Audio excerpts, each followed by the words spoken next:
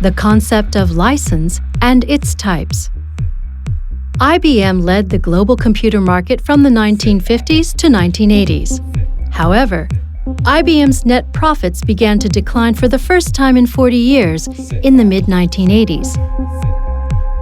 Its productivity fell to half that of its competitors, and the company failed to keep up with the rapidly changing market environment, all of which led to the deterioration of the consumer's perception of the company.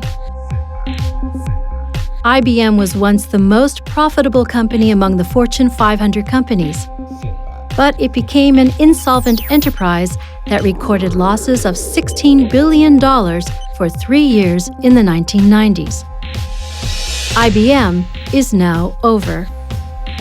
To overcome the crisis, IBM appointed Louis Gerstner as its new CEO.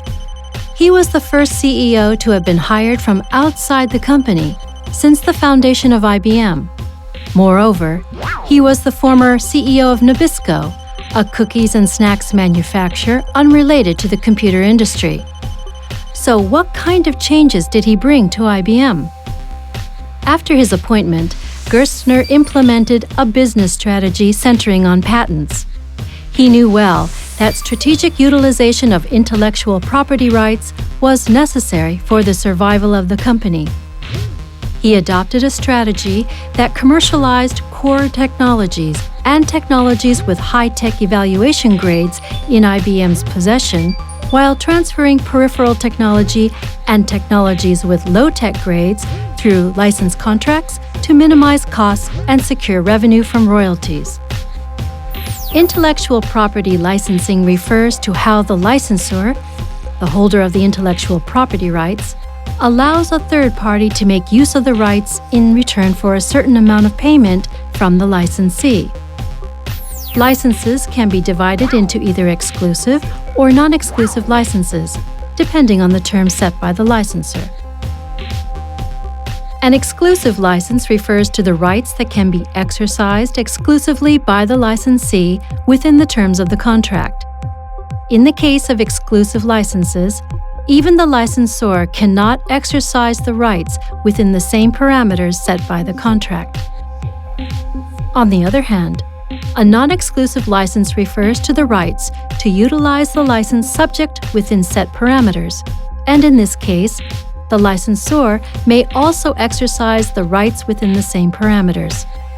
Therefore, the licensee must carefully consider whether to contract an exclusive license or non-exclusive license. IBM has recently implemented an open licensing policy. Instead of signing exclusive licenses, the company has been signing non-exclusive licensing contracts with any willing company. Through its licensing contracts with companies such as Gateway and Dell, to whom PC-related technologies have been transferred, IBM has earned a huge amount of royalties.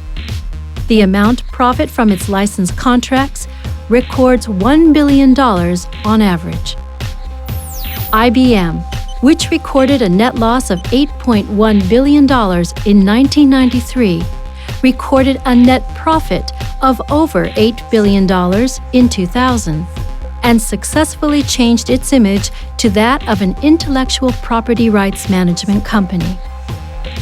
IBM invests over $5 billion a year in R&D, and the company acquired 4,186 patents in just 2008 alone. However, IBM did not stop at acquiring patents. It solidified its status as an intellectual properties company by actively utilizing licensing. Technology can spread rapidly through licensing. Licensing is a method that helps all parties, such as the intellectual property rights holders, their competitors who license the intellectual property, and the consumers who use the products. Corporations are well advised to form a strategy for future industries by utilizing licensing.